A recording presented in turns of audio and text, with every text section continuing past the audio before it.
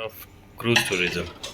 Cruise tourism, uh, by the end of the next month, September 28th to 30th, the first domestic call is going to come. Then later part of the month, in the month of October, the international cruise will start. This will be up to April, fair season. And we expect more than around 21 cruise vessels international, around 35 cruise vessels domestic.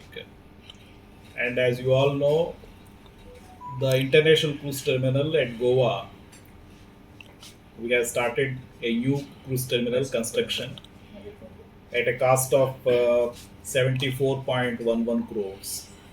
And the new cruise terminal will be 55,000 square meters in area.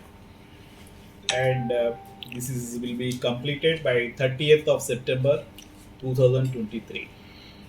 Till that time, we'll be operating the domestic as well as the international cruise from the existing old cruise terminal. That's about the thing. We had a series of meeting because during the COVID period, as you all know, the domestic cruise as well as the foreign cruise has come to a standstill. After the COVID, for the first time, we are again starting the domestic as well as international cruise. So we want to make the experience for domestic passengers as well as the international packs as comfortable, as memorable as possible. And as a part of this, the SOPs are already in place. SOPs for customs, SOPs for immigration, SOPs for the CASF, SOPs for the operators, and SOPs for the port. Everything is in place. So respective organization should follow the SOPs.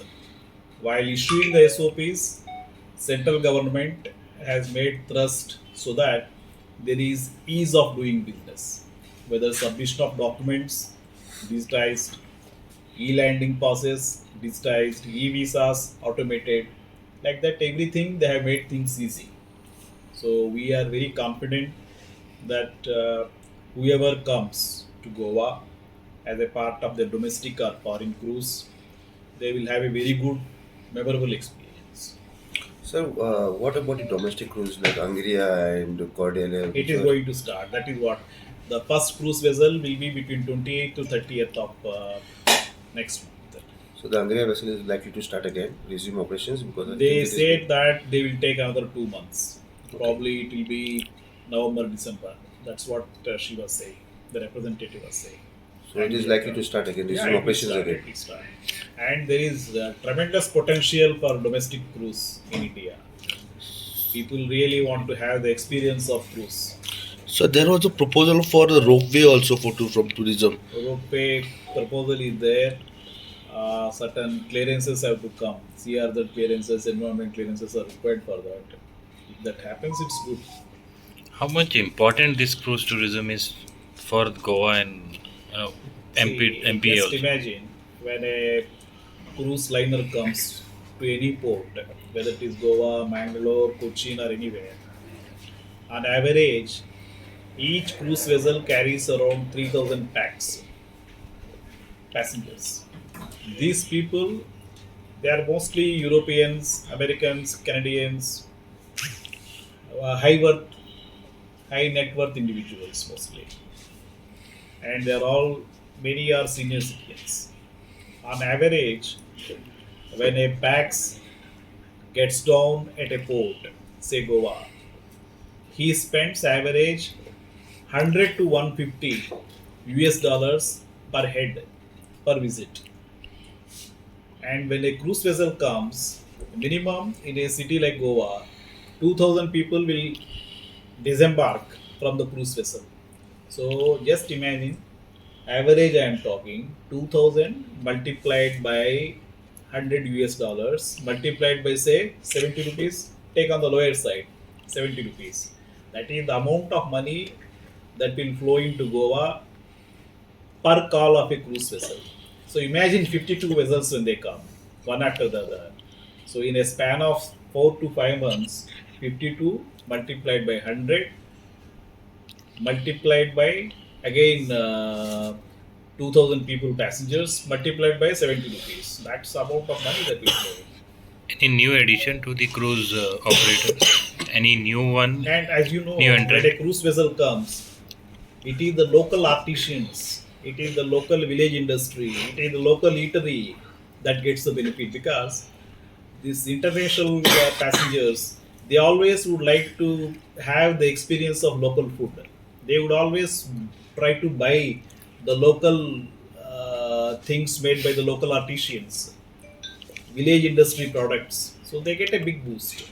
And from our port side also, we want to create certain temporary places where these local artisans can display their goods and try to sell directly to the foreigners. So since the vessel is coming after a long gap of a pandemic, any special plans to welcome the first cruise vessels? Yeah, in fact, I visited the cruise terminal, and today we had a meeting with the stakeholders. We want to give a very good experience. There will be welcome by the local artisans, local kalakar, reflecting the culture of Goa. That will be our first priority.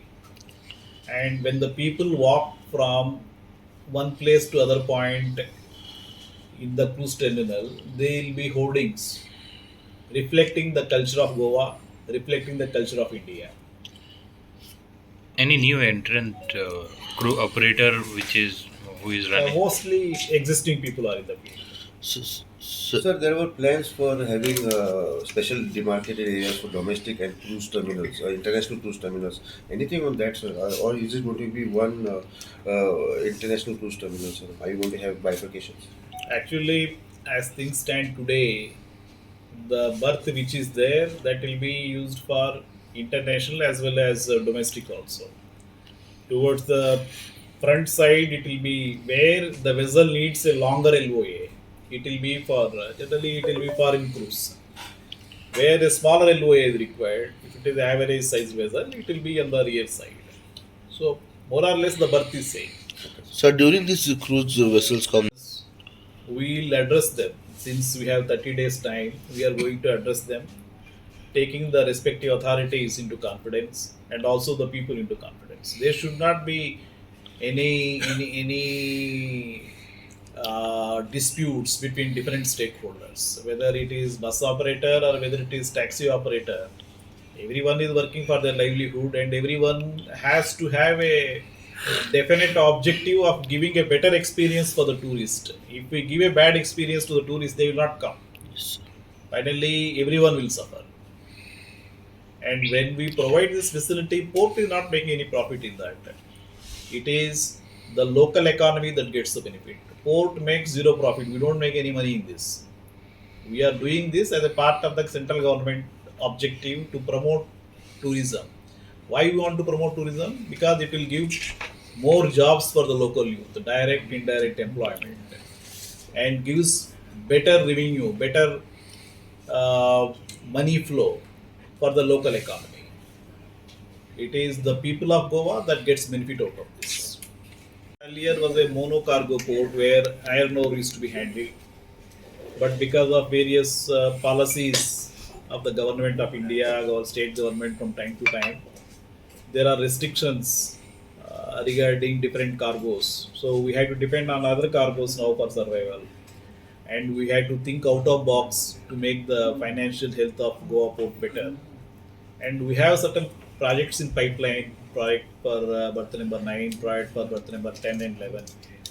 These are for better mechanization so that there won't be any issue for the environment, and there will be better efficiency for handling the cargo. And ultimately, our point is very clear, whether it is PPP, that is privatization of berth number 9, privatization of berth number 10 and 11 for mechanization.